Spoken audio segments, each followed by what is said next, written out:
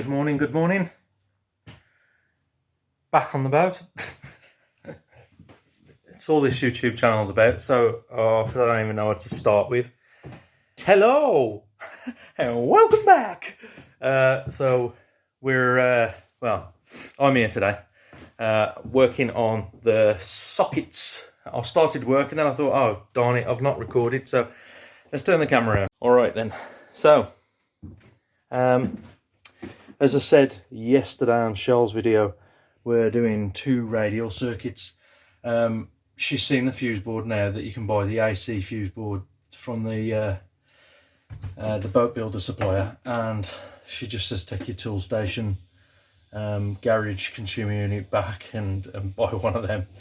It was actually only £121. I thought it was more towards 200, but we didn't need the changeover switch, so it's a little bit more cheaper. So we don't need that. I can keep that changeover switch just in case we ever get rid of the Cumbia and we need to go through that route, but we don't need to for now, so I might hang on to that. So for now, yeah, we've got 2 radial circuits. Like I say, one's already wired in. We're starting on the second now. I pulled that through yesterday, I think the one with the black tape on. So I started this morning. There was a socket that would just come out at the bottom of the gunnel. Is it the gunnel? I don't know. Anyway, the floor level, and it come out and it was just hanging loose and wasn't doing anything at all. The wires was exposed. Yeah, it wasn't good. So I fitted one further up, which makes sense. It's fixed in. It's not got any wires exposed. Yeah, it just makes sense. So I've cut that out this morning and got that wire in, and I've worked out that I'm going to put another socket here because I'm going to move the television along, because the dinette finishes about here. So when we look at living space, you'll have a corner unit, and then the stove's obviously there. Right, sorry about that. The work call, and I don't know where I left off, but anyway, I've cut that out for another socket because that was right. We're going to put the stove obviously there, the dinette here, so in the middle we'll have the TV. So I'm going to put a socket there and then another socket just where I've just drilled those holes. So the other socket's going there by the dinette. I've measured it off the tables, going at underneath that level. So next to the socket, I'm going to put some USB ports as well, just in case we need to charge our phones. I think that's it. I'm going to start recording and crack on. Okay. I've got that on 360, so hopefully you can catch it all. Me moaning about that camera the other day. Where was that other socket? Oh yeah, over there.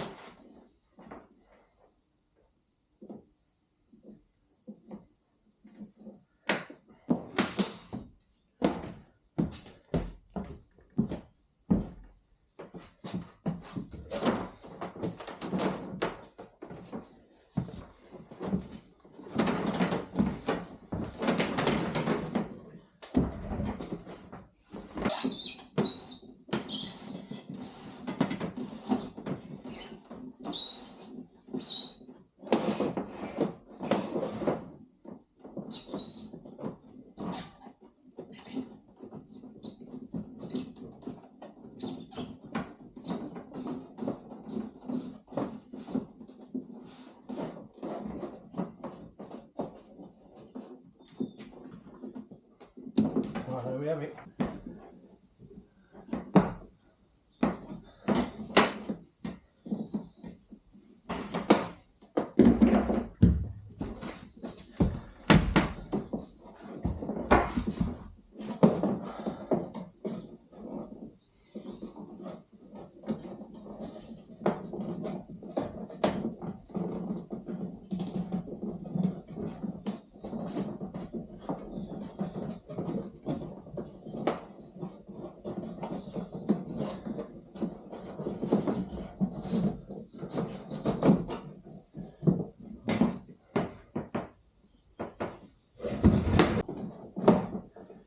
tiny little arm where it's got to feed through.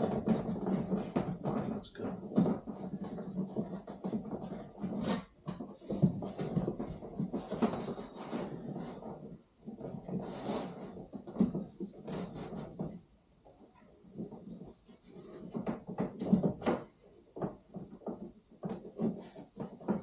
Cool.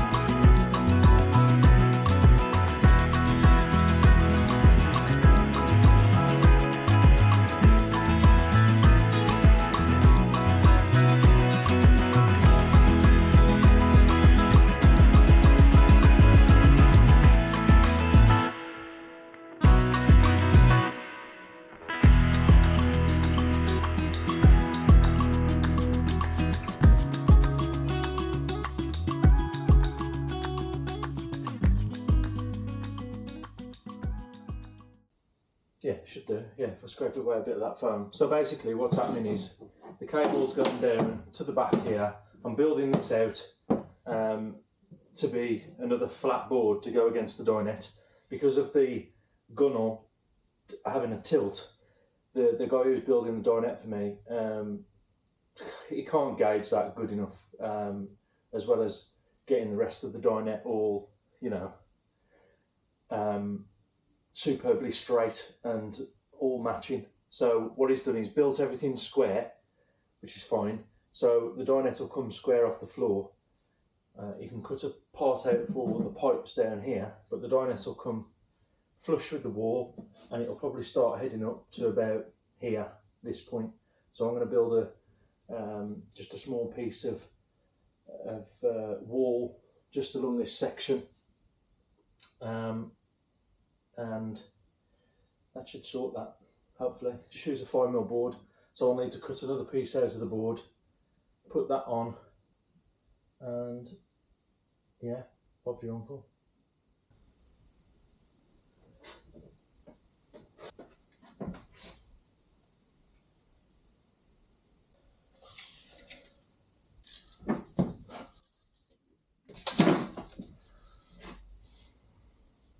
Measure twice, cut once, I say, don't they?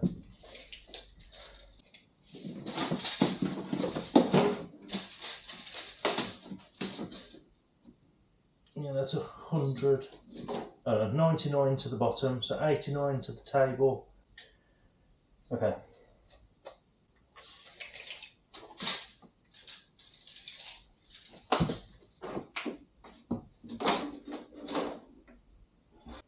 So that's all of the cabling done, I think, for the sockets.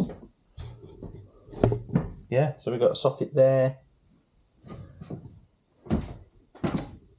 socket here, there, and here. I'm toying with the idea whether to put one actually outside as well. I don't know yet. I'll see. I'll see how it goes. I'll get a weatherproof, like an IP65 one.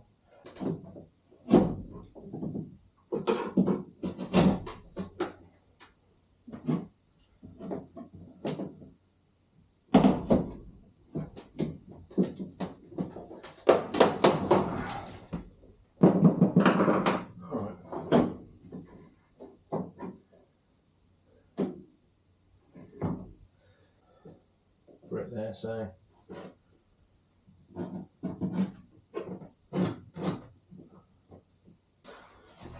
Godspeed.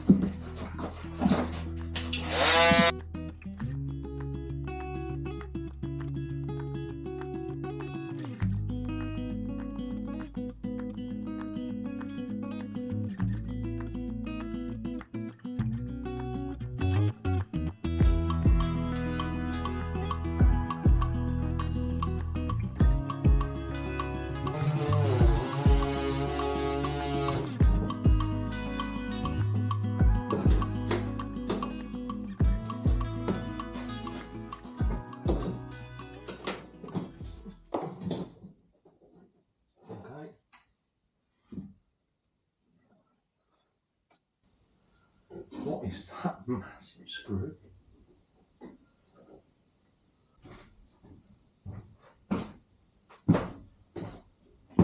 Right, let's see if these work.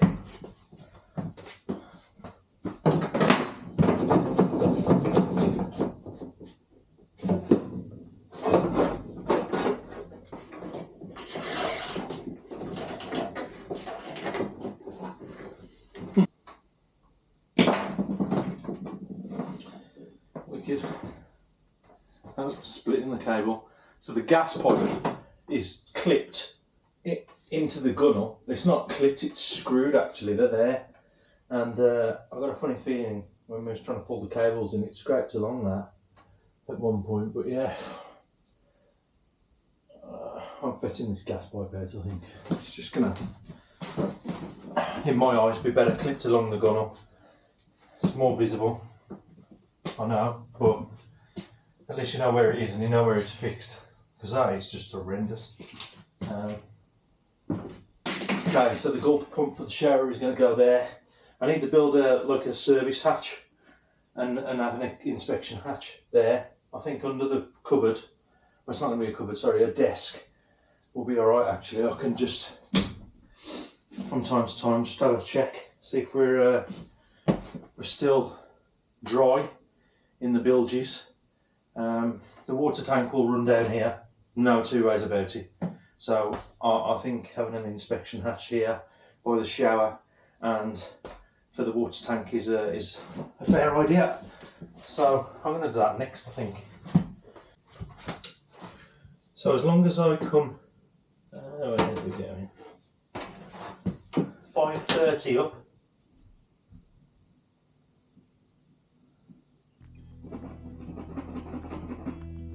And 30 across.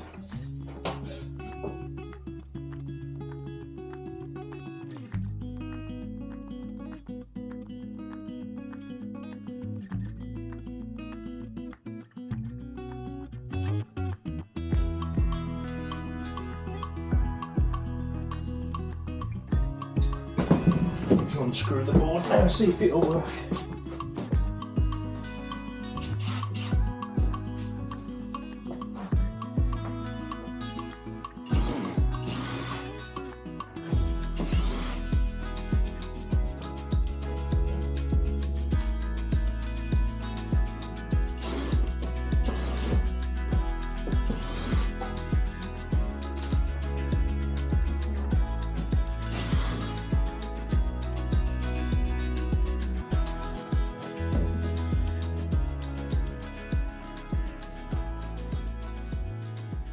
Okay, so the recording stopped this time because of the 360 camera battery running out.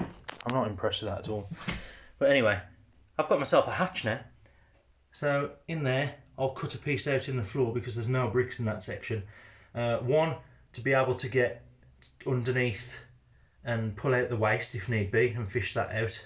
So on the other side of that is the shower. So what I'll do is where the waste is going, which I think it's either here or in the corner there, I'll cut a section out underneath the floor and try and seal that off somehow. Maybe some pieces of wood go into the floor and then seal it with some Sikaflex or something. But what was I saying? Yeah, so I'll cut a piece out there, a piece out here for the waste when I get the shower tray and I know where that is, and then the inspection hatch. Then, you know, it's something that I can keep an eye on just to make sure that the bilges and stuff are dry and the shower's not leaking. There we go. That's kind of worked out all right. That. Another day at the boat. Well, I say another day. It's about 1 o'clock in the afternoon. I'm a bit late getting here, but I've been doing one thing or another. This morning, some chores, a bit of work. Got Shell to work. What else have I done? Well, in fact, I'll give her a lift into work. And well, today I've been on the phone to Lockgate Stoves, who are fitting our stove. So it's only quite right to have this view of the stove that was once here. Yeah, Lockgate are going to be fitting our stove. They're going to be sending me a drawing of how they want me to finish the pipe work. I'm going to run in the diesel line as well. I just need to get some 8mm copper. It's going to be pumped from the engine, so it doesn't really matter about anything as far as height's concerned. It doesn't need to be gravity fed. It's all going to be pumped, so that's all cool. Yeah, so I've sent over a deposit today. Well, I say a deposit is probably half of the money. It's a big chunk of money. They're pretty expensive to buy, and we've gone for, well, I think it's one of the better ones. So yeah, it's a big stove. I'll probably talk about it when we get it installed, but it might not be for a couple of months yet. So at the minute, we're still left with this black chimney stuck in the middle of the boat. But there we go. We can work around it, I'm sure. I've got to clear up. There's wire everywhere. Well, yeah, yesterday I ordered some cable, and altogether it was about £585. £585, and I've not even bought the flexible the flexible conduit, the split conduit. I haven't bought any of that yet. We haven't bought any lights yet. So just to give you an idea that rewiring a boat, a narrowboat of 65 foot long, does come at a cost. You do have to pay a bit for it. But there we go. That's what it is. That's life. Right, that's it. Better go. Better crack on with something. I'll find something to do. Ta-ra for a bit.